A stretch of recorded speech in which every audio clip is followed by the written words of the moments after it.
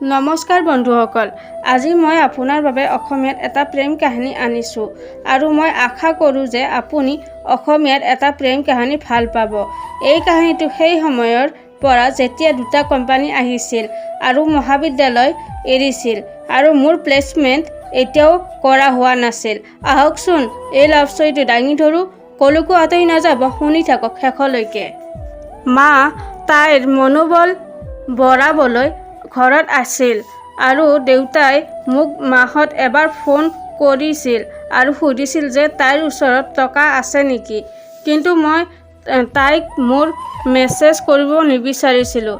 হয়, মোৰ ওচৰত আন এটা আছিল যিটো মই জানিছিলোঁ। 2004 চনৰ পৰা 2008 চনলৈ মই যাত্ৰাৰ অংশ কোন আছিল।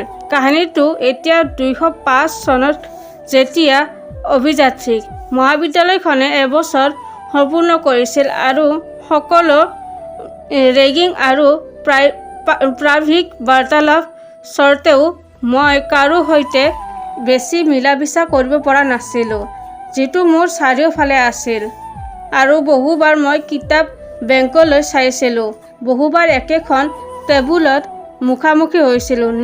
KFCত একেটা গোটতে থিয় হৈ মুঠ এটা কফি আছিল, কিন্তু মই কেৱল তেওঁৰ নামহে জানিছিলোঁ আৰু এতিয়াও নিশ্চিত আছিল। মোৰ মনত আছে যে তাই মোৰ নামেৰে জানে। তাই আৰু মোৰ বাৰ্ষিক মহাবিদ্যালয় উৎসৱত তেওঁলোকৰ প্ৰথম বন্ধন আছিল, যেতিয়া আমি দুয়ো নীলা জিন্স আৰু ধূসৰ টি-চাৰ্ট পিন্ধি কলেজলৈ আহিছিলোঁ আৰু কলেজৰ একে ব্ৰেণ্ডৰ দ্বাৰা প্ৰদৰ্শন কৰিছিলোঁ। ভিৰৰ পিছফালে থিয় হৈ তেওঁলোক বাকী মানুহবোৰক মোৰ জোকাৰি নৃত্য কৰা দেখি আছিল। হয়তো মই ভিৰৰ সৈতে যোগ দিব বিচাৰিছিলোঁ, হয়তো দ্বিধাও আছিল।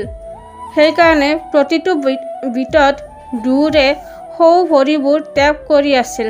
মই আপোনাৰ সৈতে প্ৰথমবাৰৰ বাবে কথা পাতিছিলোঁ। মই আপোনাৰ নাম লৈ আৰু তেওঁলোকৰ ওপৰত ধেমালি কৰি পোনপটীয়াকৈ কথা পাতিবলৈ আৰম্ভ কৰিছিলোঁ। যিসকলে নাচি আছিল, আপুনি মূৰটো খুন্দা মাৰি হাঁহিছিল। তেতিয়া আপুনি মোক সুধিছিল যে মই কিয় নিয়মীয়াকৈ কিতাপ বেংকলৈ নাহে আৰু মই উত্তৰ দিলোঁ, আপুনি আকৌ এনেদৰেই হাঁহিলে। সেইদিনা আমি ফোন নম্বৰ বিনিময় কৰিছিলোঁ আৰু উৎসৱটো শেষ হোৱাৰ পিছত মই ইফালে সিহঁতৰ কথা পাতি আছোঁ। মই তোমাৰ লগত তোমাৰ হোষ্টেল গোটলৈ খোজ কাঢ়িলোঁ। আপুনি মোৰ অপ্ৰয়োজনীয় কৌতুকবোৰো হাঁহি আছিল। মই সেই সন্ধিয়া ধূমপান কৰা নাছিলোঁ আৰু নিশা প্ৰায় 12:30 বজাত আপুনি নকিয়া 1100ৰ পৰা আপোনাৰ সৈতে কথা পাতি ভাল লাগিছিল মেছেজ কৰিছিল। লগে লগে মোৰ ফোনটো বাজি উঠিল আৰু মই কৌতূহলজনকভাৱে মোবাইলটোলৈ চালোঁ। এইটো বাৰ্তাৰ বিতৰণ প্ৰতিবেদন আছিল। সেই দিনবোৰত মোবাইলত বাৰ্তা বিপ বাজি আছে, এইটো এটা বেলেগ অনুভৱ আছিল। 2 মিনিট পিছত আপোনাৰ উত্তৰ আহিল, হয়তো একেই। তাৰ পিছত পিছদিনা মই মোৰ কোঠাৰ সঙ্গীৰ টিপা চাৰ্ট পিন্ধি কলেজ পাইছিলোঁ আৰু আমাৰ কথোপকথন সেইদিনাৰ পৰা আৰম্ভ হৈছিল।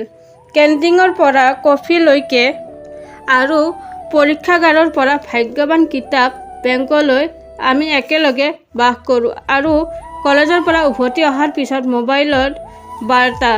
মোৰ মনত আছে, পঢ়ি থাকোঁতে আপুনি আপোনাৰ আঙুলিত কেনেদৰে পেনটো লৰচৰ কৰিছিল আৰু সাংখ্যিক সাৱধান কৰাটো চুলিবোৰ কেনেদৰে কাণৰ পিছফালে স্থানান্তৰ কৰিব লাগে আপুনি একে নুসুধিব পাৰে বুলি ভয়তে মই ইতিমধ্যে এইটো পঢ়িলোহেঁতেন আৰু মই কেৱল কিতাপ বেংকত আপোনাৰ ফালে চাওঁ। মোৰ এতিয়াও মনত আছে, এনেদৰে মই মোৰ ফোনৰ মেমৰি পূৰ্ণ কৰিবলৈ চেষ্টা কৰিছিলোঁ। মই আপোনাৰ বাৰ্তাবোৰ বিলোপ নকৰোঁ। কেতিয়াবা মই চিমলৈ স্থানান্তৰ কৰোঁ। কেতিয়াবা মই ড্ৰাফ্ট এখন তৈয়াৰ কৰোঁ আৰু ইয়াক সংৰক্ষণ কৰোঁ। আপুনি প্ৰেৰণ কৰা 60ৰ ৰিংটন যেতিয়ালৈকে সেই ফোনটো মোৰ লগত আছিল তেতিয়ালৈকে সেইটো মোৰ ৰিংটন আছিল। মোৰ মনত আছে আপুনি কেনেকৈ কৈছিল যে প্ৰতিটো কেছেটত আন এটা গান আছে। যেতিয়া আমি প্ৰথমবাৰৰ বাবে চিনেমাখন চাবলৈ গৈছিলোঁ মই সন্ধিয়াটো পাহৰিব নোৱাৰোঁ। মই মোৰ বন্ধুৰ চিভিজেট ধাৰ লৈছিলোঁ আৰু চিনেমাখনৰ পৰা উভতি অহাৰ সময়ত তেওঁ বাছ ষ্টেণ্ডৰ ওচৰত ঘূৰণীয়া গপ্পা খাইছিল। সেইদিনা সন্ধিয়া যেতিয়া মই তোমাক হোষ্টেলত এৰি দিছিলোঁ তাৰ পিছত হোষ্টেলৰ প্ৰৱেশ কিমান ওচৰত আমি অপ্ৰয়োজনীয়ভাৱে ঘণ্টাৰ পিছত ঘণ্টা কথা পাতিছিলোঁ। আপুনি ভিতৰলৈ যাব নিবিচাৰিছিল আৰু ময়ো ঘূৰি যাব নিবিচাৰিছিলোঁ। ৰাতি 1 বজাত আছিল। সেই সময়ছোৱাত টোপনি ক'ত আছিল মই সেই অগণন বাৰ পাহৰিব নোৱাৰোঁ যেতিয়া আপুনি কৈছিল যে মোৰ দৰে এজন বন্ধু পোৱাৰ বাবে আপুনি কিমান ভাগ্যৱান। আপুনি পৰৱৰ্তী 3 বছৰ একেলগে আছিলোঁ। মই বহুবাৰ যুঁজিছিলোঁ কিন্তু প্ৰতিবাৰে আপুনি বা মই এসপ্তাহৰ নীৰৱতাৰ পিছত যোৱা ছেমিষ্টাৰৰ আগতে সকলো ভালদৰে চিনিছিল। আপুনি CATৰ বাবে প্ৰস্তুতি চলাই আছিল আৰু মই কেম্পাছ প্লেচমেণ্ট পাইছিলোঁ। মই ৰাখিব যেতিয়া আমি দুয়োজনী ৰোডত কোম্পানীলৈ অহাৰ জাননী দেখিছিলোঁ আৰু কোম্পানীটোৰ ক্ৰেটিয়াত প্ৰথম শ্ৰেণীৰ বাবে কৈছিল। এইটো দেখি মই দুঃখিত হৈছিলোঁ আৰু আপোনাৰ চকুত এটা জিলিকি উঠিছিল। আপুনি কৈছিল আহক প্ৰতিযোগিতা হ্ৰাস হ'ব। কিন্তু তুমি মোৰ চকু পঢ়িব নোৱাৰিলে। মই তোমাকো কেতিয়াও কোৱা নাছিলোঁ দ্বাদশ কাকতৰ কেনেদৰে মোৰ এক্সপেৰিয়েঞ্চত অস্ত্ৰোপচাৰ হৈছিল আৰু মই বিফল নোহোৱাকৈ প্ৰতিযোগিতাৰ পৰা ওলাই আহিছিলোঁ। যিদিনা সাক্ষাৎকাৰটো হৈছিল মই আনকি কলেজলৈও অহা নাছিলোঁ। মই আপোনাক সৰ্বশ্ৰেষ্ঠ ভাগ্যবাৰ্তা প্ৰেৰণ কৰিছিলোঁ আৰু হোষ্টেলৰ কোঠাত বহিল আপোনাৰ বাৰ্তাটো সন্ধিয়া আহিছিল। নিৰ্বাচিত। মই অভিযোগবোৰৰ উত্তৰ দিছিলোঁ আৰু আপুনি কাক বাছনি কৰা হৈছে তাৰ নাম গণনা কৰিছিল। দুদিনৰ পিছত আপোনাৰ সৈতে বাছনি কৰা লোকসকলৰ দলৰ খবৰো এনেদৰে উৰি আছিল পৰৱৰ্তী কোম্পানী। এইটো একেই ক্ৰিটাৰিয়া আছিল। মই এতিয়া হতাশ হৈছিলোঁ আৰু আপোনাৰ বন্ধুবৰ্গও সলনি হৈছিল। এতিয়া আপোনাৰ এটা নতুন গোট আছিল। সেই কোম্পানীত একেলগে ৰখা লোকসকলক আৰু মোৰ চাৰিওফালে মানুহবোৰ মোৰ দৰে হেৰাই গৈছিল যিসকলক শিক্ষা ঋণৰ অধীনত সৰ্বশ্ৰেষ্ঠ কৰা হৈছিল বা আপোনাৰ পৰিয়ালৰ সপোনৰ অধীনত। এইটো শেষ ছেমিষ্টাৰ আছিল। এইবাৰ আপোনাৰ কিতাপ বেংকৰ সহকৰ্মীসকলেও সলনি হ'ল আৰু মই কিতাপ বেংকলৈ অহাটো বন্ধ কৰি দিছিলোঁ। এতিয়া বাৰ্তাৰ সুৰটো কমকৈ বজোৱা হৈছিল আৰু মই কেৱল আপোনাৰ নম্বৰত 60ৰ ৰিংটন আৱৰ্তন কৰিছিলোঁ। আমাৰ দুয়োৰে মাজত এটা বিশ্ৰী নীৰৱতা আছিল। মই তোমাক কেইবাবাৰো ফোন কৰি কান্দিব বিচাৰিছিলোঁ। মই মোৰ বিফলতাৰ কাহিনী শুনাব বিচাৰিছিলোঁ। বহুবাৰ মই নম্বৰটো ডায়েল কৰিছিলোঁ আৰু ৰিং লৈ যোৱাৰ আগতে মই ইয়াক সহযোগ বিচ্ছিন্ন কৰিছিলোঁ। সেইবোৰ অন্ধকাৰ দিন আছিল। চূড়ান্ত পৰীক্ষাৰ দিনা আমি প্ৰায় অচিনাকি লোকৰ দৰে লগ পাইছিলোঁ। আপোনাৰ যোৱা 3 বছৰ মনত আছে আৰু মোক কৈছিল যে মই কেনেকৈ আপুনি লগ পোৱাৰ সৰ্বশ্ৰেষ্ঠ ব্যক্তি।